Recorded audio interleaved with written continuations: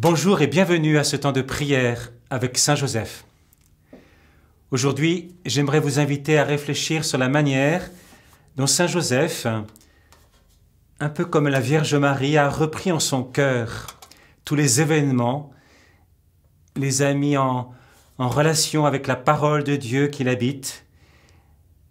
Donc vous invitez à entrer dans la méditation qui fut la sienne.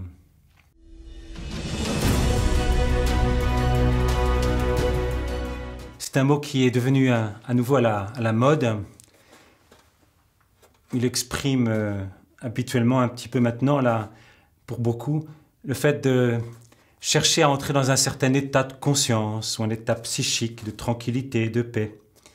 Il peut consister pour certains à réciter, notamment à répéter, rabâcher des mantras, des formules dont on ne cherche pas tant à comprendre le sens qu'à les répéter pour entrer dans une certaine disposition de conscience, un état de conscience. Pour l'homme biblique, il s'agit bien sûr pas de cela. De quoi s'agit-il? Une définition peut-être. Méditer, c'est reprendre, oui, mais pour comprendre et en vue d'obéir, de correspondre. Méditer consiste à reprendre en son cœur à la fois les événements de notre vie, en même temps que la parole de Dieu, que la loi de Dieu, que sa révélation, que le contenu de son alliance, la manière dont il s'est révélé dans l'histoire, dont il nous a découvert ses manières d'agir, pour les mettre en relation les unes avec les autres. Comment Dieu a-t-il agi dans l'histoire? C'est la parole de Dieu, la Bible qui nous le rapporte. Je suis invité à méditer cette manière qu'il a eue d'agir pour y confronter les propres événements de ma vie. Une image peut nous permettre de peut-être mieux comprendre. Prenons celle que nous donne saint Césaire d'Arles, celle d'un ruminant, une vache, qui a englouti de l'herbe, puis qui, dans le repos en même temps, fait remonter de son estomac tout ce qu'elle a englouti pour le mâcher et remâcher. En fait, pour le décomposer sous l'action des sucs gastriques, pour en tirer tous les éléments nutritifs qui vont la nourrir, qui vont lui permettre aussi de produire son lait. Méditer, c'est reprendre, mâcher, découvrir les éléments qui composent notre vie, les mettre sous la lumière de Dieu pour apprendre les chemins de Dieu. Méditer réclame l'application de toutes nos facultés. C'est un acte qui s'impose à nous, qui est d'ailleurs de l'ordre d'un commandement dans la parole de Dieu. Tu méditeras la loi du Seigneur jour et nuit.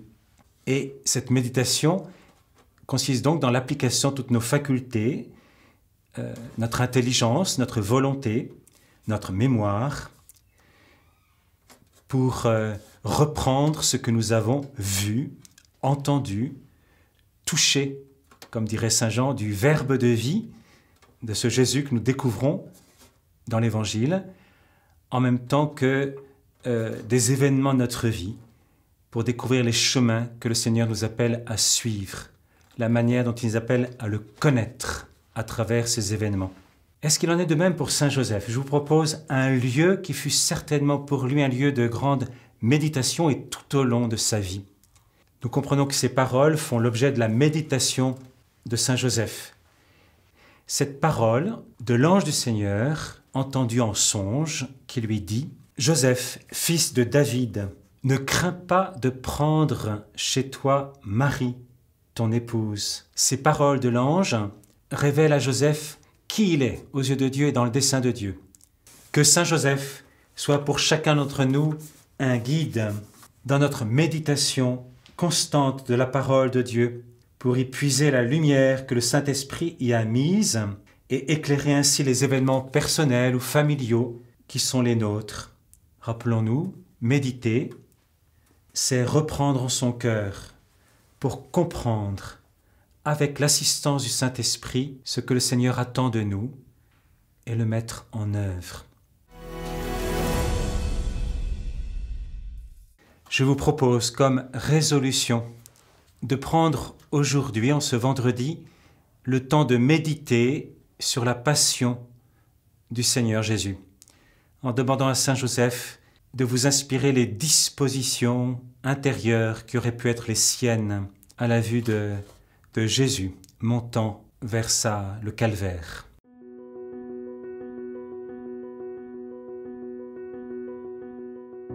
Je vous propose de dire la prière que le pape François nous donne dans sa lettre Patris Corde qui décrète cette année de consécration à Saint Joseph.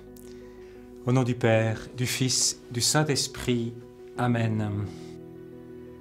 Salut, gardien du Rédempteur, époux de la Vierge Marie. À toi Dieu a confié son Fils. En toi Marie a remis sa confiance. Avec toi, le Christ est devenu homme. Ô bienheureux Joseph, montre-toi aussi un Père pour nous et conduis-nous sur le chemin de la vie.